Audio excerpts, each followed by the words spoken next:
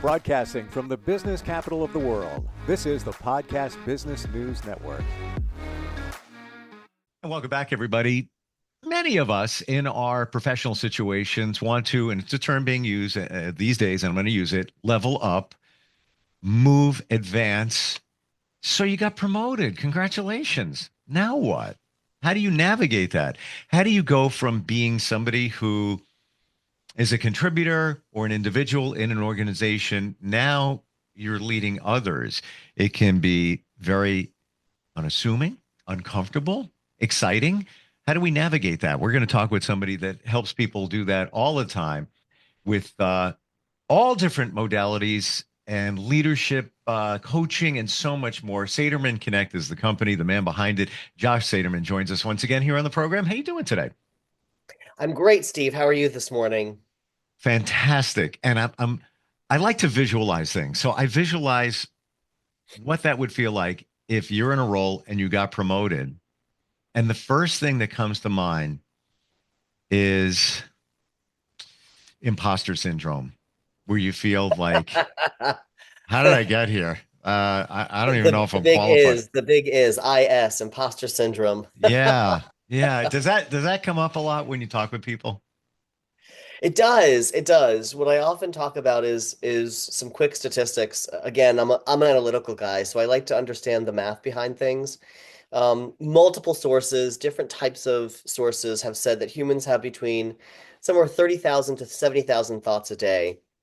It's a wide number, but nonetheless, 30,000 or 70 is quite a lot of thoughts in one day for one human brain. Sure. And because we're still programmed through fight, flight, and fright, most of those thoughts, a good three-quarters or 75%, are viewed as negative. They're viewed as that fight, flight, fright sort of mentality. And so it's actually quite common. Give yourself some deep, healthy breaths to say imposter syndrome is your gut check on am I supposed to be here? Is this the right setting for me? So take confidence there first and foremost. Number two is somebody came before you and figured it out. So take a deep breath and give yourself the confidence that you also have the ability to figure it out. Really great way to look at it. And you know what? You were selected for a reason. It wasn't like they just said, all right, spin the wheel. Hey, Josh, let him do it.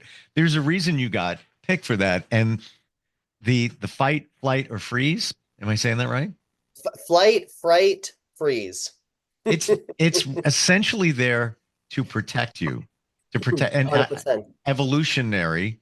It's in you, in your DNA as a protection mode. And that number you gave, the 30 to 60,000 thoughts a day. Yeah. Is it true that the majority of those thoughts are in our subconscious bouncing around? Probably.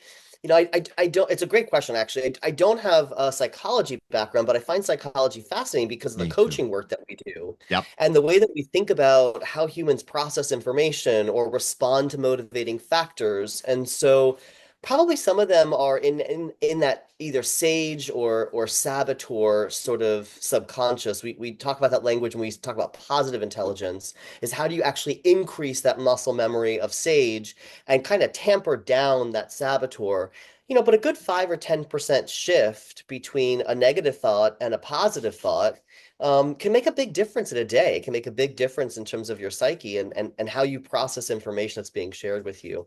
There's also lots of tools, Steve. So, think about your career as a wave versus a ladder.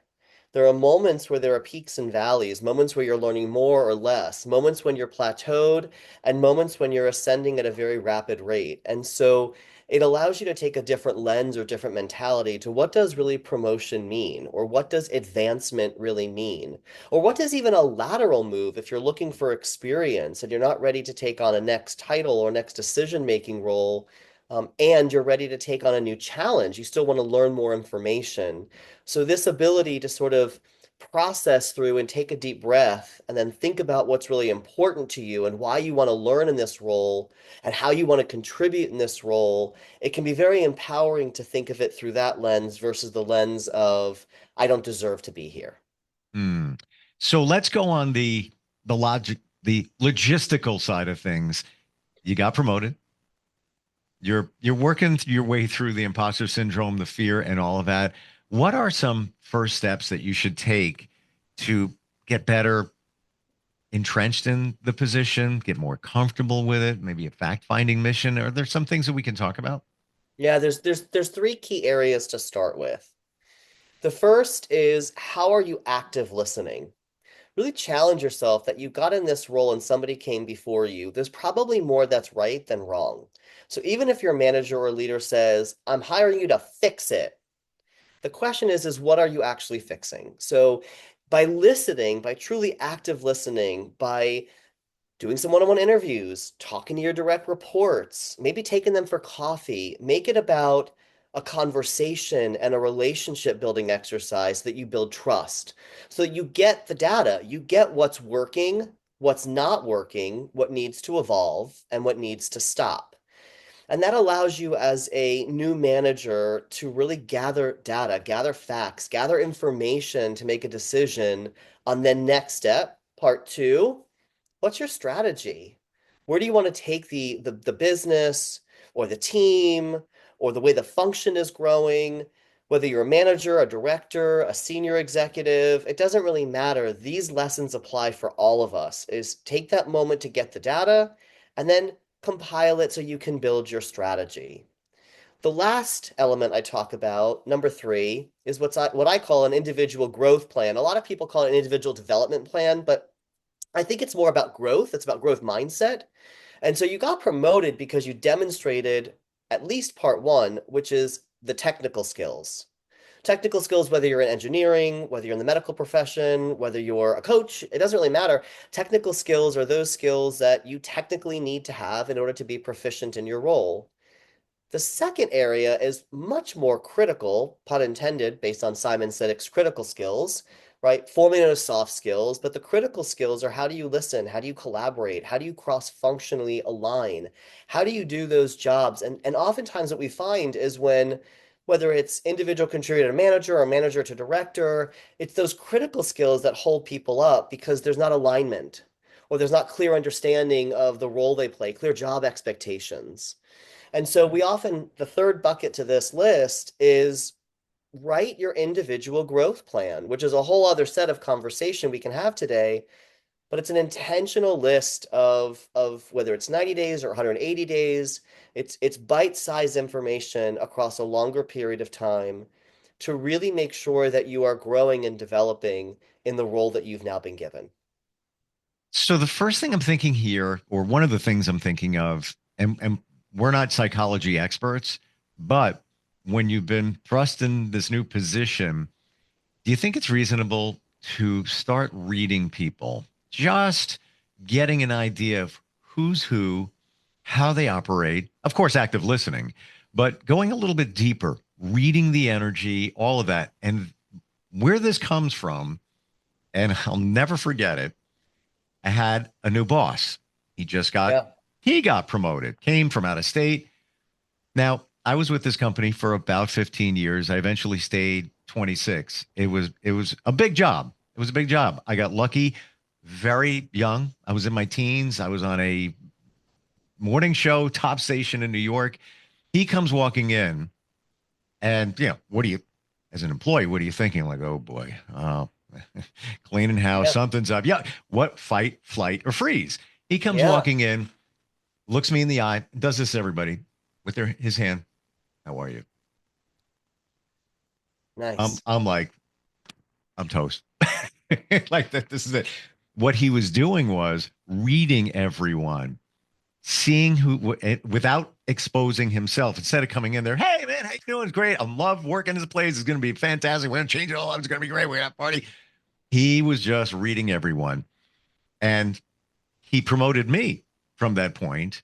And here we are from that point, almost 30 years later. He's a friend, and I just launched a business with him. It's like Nice. you never know how it's going to go, but I could tell you where I was standing in that building, the arch, the door, all of that, and that feeling of just, how are you? Nice to meet you. That wasn't him. He was just reading. So what, I know we're a little deeper here on the psychology end of things, and I don't even know if he was intentional in doing what he was doing, but I figured it out. He wanted to see what everybody was about. Is that key? Like just looking at everything, observing everything, getting a read on everybody? Yeah, one of my best memories in a former role was working with Molly Langenstein. I talk about her often because she is a dear friend and also a big mentor, a big sponsor, a big mentor, Mm, and she at one point gave me the feedback, listen with your eyes. I'm sure in prior podcasts and in future I will still mention this. Listen with your eyes. Wow, what does that really mean? And I'm still mm, learning. But I mm, think this the key to active listening, and the key to active listening is to watch what's happening. I have colleagues that will bite their lip when they're thinking deeply. Sometimes it's mm. anxiety, sometimes it's just thinking. I have colleagues that will look away or get quiet. I have colleagues that will click a pen. So even if I'm on a Zoom screen, I know they're clicking the pen because their hands are no longer up. They're never, so I'll ask, "Hey, are you clicking a pen?" I do it privately. I do it in one-on-ones more than in group settings. And at the same time, right, you start to learn what people are really thinking. I'll share with people, I need a moment to process information. So let's just take 5 seconds just to like breathe through it because your brain, to your point earlier, processes faster than your mouth. So active listening is an active sport. It is about listening with your eyes. It is about writing down the big ideas that somebody is saying. It is about thinking about Mm. when you hear something more than once versus only one time. It's a lot of factors. Like many things in life, if there was an easy button, you'd push it. But there's not the easy button.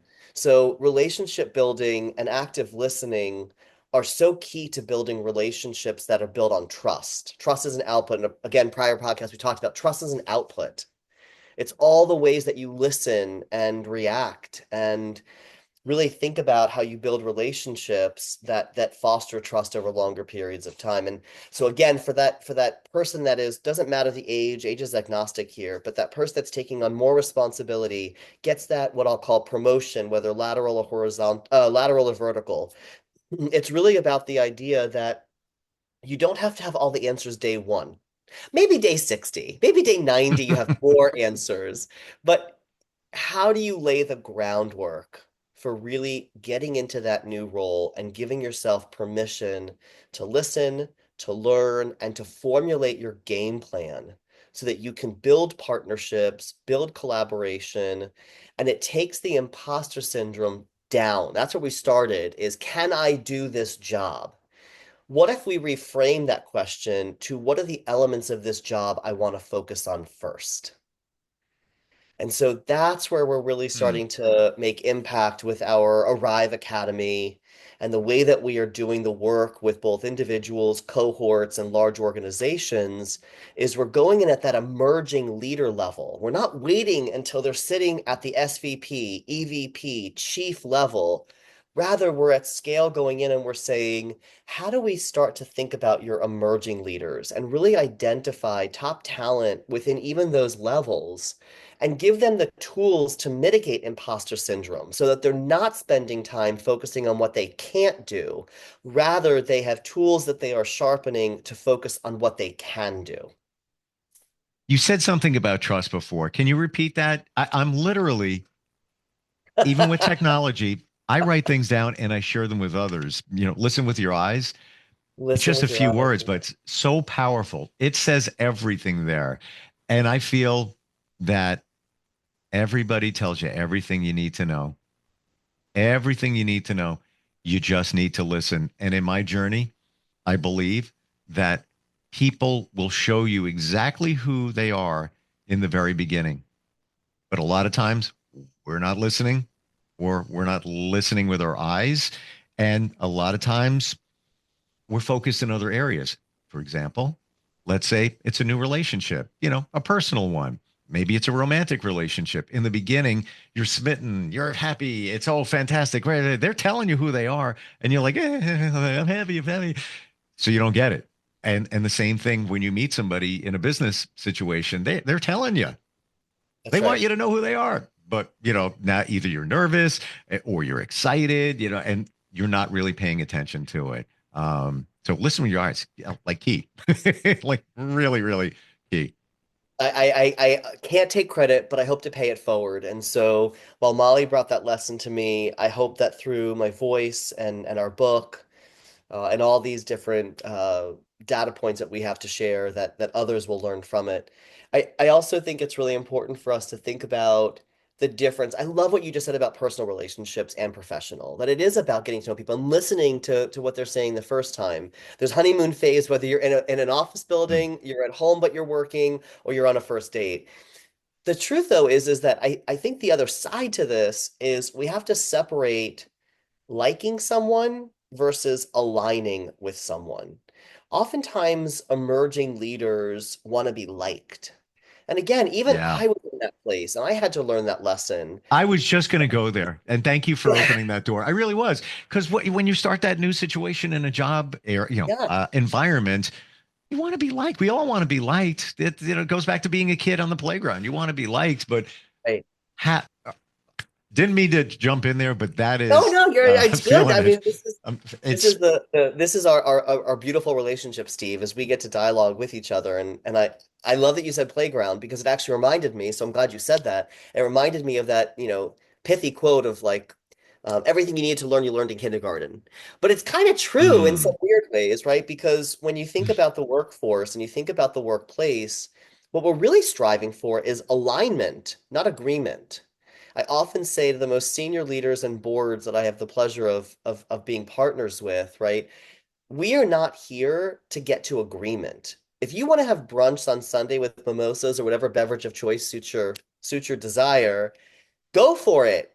But that's not what success looks like in the workplace. That's not what success looks like in this organization. Success is driven by your mission or your purpose statement, the vision of where you're headed long term, and ultimately the set of values that you have that ground you in the behaviors to accomplish that mission. And the reality is that that takes a little bit of a different mindset. There's a headspace that goes with, I am not here to like you. I am here to build a relationship that allows us to align and advance the purpose of this organization. And by the way, great news, we also can become friends if that works out, but not everybody is meant to be your friend. And your direct reports are not your friends. Your direct reports are folks that have their jobs with purpose to accomplish the mission statement, to accomplish what your strategy is. So I do think that's a really tough lesson for folks to learn. mm, It's also a critical one. Is you can be nice and you can be kind. You can also be clear. Brene Brown says clear is kind, kind is clear, mm, and set realistic job expectations that advance the organization. That's your job as a leader. That's your job as a manager. love it. And clear, that is my mantra. And I joined a men's group just about a year ago. And what kept coming up every time there were situations or just whatever, clarity. That's We right. need clarity here. There's no clarity. It's like you just assume that people know. Back real quick to the playground thing. Everything you need to know in life you learn on the playground. I forgot about that. But my takeaway there is also the subconscious. So you're on the playground. You could have been seven. It's been said. And actually, it's part research. It's big. All of Yeah. that is in your subconscious. And that can be piloting you, usually does, as an adult for good or for bad. Where did you learn it? Yeah, sort of. We use the analogy playground, but which one? When you were a kid, you learned it. And That's right. now you're working through it or dealing with it, if you will. Well, and what I love is let's not overcomplicate this. Let's keep it simple. Now, it's not easy and it may have complexity. These are four words I talk about with leaders all the time. I ask them to define the word simplicity versus easy, complicated versus complex. And the reason why I do that with senior executives before I even do it with emerging leaders is I want to hear how they're thinking. Again, lots of senior executives I've spoken to have talked about this idea of simplifying the process, keeping it digestible. So I'd like to share, Steve, if it's okay, I'd like to go into a few questions I love to ask colleagues, whether it's partners, whether it's senior executives, whether it's your direct reports, when I'm beginning a new role. May I share those questions? Please do. Great. So one of the things I like to do is ask these three to start is what motivates you? What does success look like? And how do you like to be recognized? And the reason why I love asking those three questions is A, motivating factors change. So I may ask them a few times, but what if you're a new parent? What if you're trying to process through student loans? What if you've just relocated for a spouse? What if you have an elderly parent that's sick? What if, right? And so, how do we give comfort, again, in the spirit of building relationships to ultimately get that output of building trust and have engagement, right? How do we understand what motivates somebody? The second part is recognition factors and success factors. Is within this job, if you wait until the end of a year to give somebody performance review, like we talked about in a prior podcast, you've got 52 weeks, 364 days before you give that performance review. That's a long time to live in those 75% of our thoughts might be perceived as negative. Mm. How do you understand what does a handwritten note do to somebody? What does 5 minutes before a big presentation do to ask them if they have any questions before they go on? What does having a one-on-one conversation once a month about their development look like? So recognition and success factors are all about making sure that you are balancing that natural tendency to go into negative, or how we started, imposter syndrome, and move into a space rather of acknowledging the hard work that somebody's doing and either amplifying successes or course correcting where mistakes have happened so we learn from them, so we reinforce those opportunities, reinforce that growth, reinforce the strategies that are successful. So those are three questions I like to start with. I love them. I love, and as you ask them, I'm thinking how I would answer them in my mind. Well, let's do one of them. Let's give it for the audience. So like I would love to. We're almost out of time. yeah. So one quick success factor. What does success look like in your job? I have many different roles. It's positive feedback. It's affirmation. There you Yeah, go. it Nice. is. Yeah, yes, money's there, but money isn't always everything. But it's making a difference. I have a marketing company, so when we look at that, when somebody says, "Yeah, we're getting great results," thank you so much. It's there on the air when people say, I heard what you guys were talking about. Oh, that is totally me. Yeah, that, or they come up to you and they say, I was listening to you when your kid was born, 16 years ago. That means I made an impression. So what I'm hearing in my mind right now, Josh, it's the five love languages. It's certainly a part of it, Steve. That's for sure. I hope for any of our listeners that they check us out at satermanconnect.com. They look at us on Instagram and LinkedIn. They reach out to learn more. They read the Arrive.Drive.Thrive book or join one of our Arrive academies. There's so many ways to take that pressure off of imposter syndrome Mm. and provide you, whether it's through your organization or you as an individual, the professional development that you deserve so that you eliminate as much as possible that imposter syndrome and you replace that with tools to do your job successfully. You are amazing with your clarity. And there's that word again. That is, I believe, your superpower, but it's clarity and empathy. And there's lots of leadership coaches out there. I think what radically makes you different is the empathy part and the heart. Yes, we can have these tools, we can do this, we can do that, but you go deeper in a very understandable way. And it's super cool. Got to tell Thank you. you very much, Steve. I love that compliment. Thank you for that. That's great feedback. I love talking with you. Saterman Connect, SATERMAN.com. And looking forward next time we get together.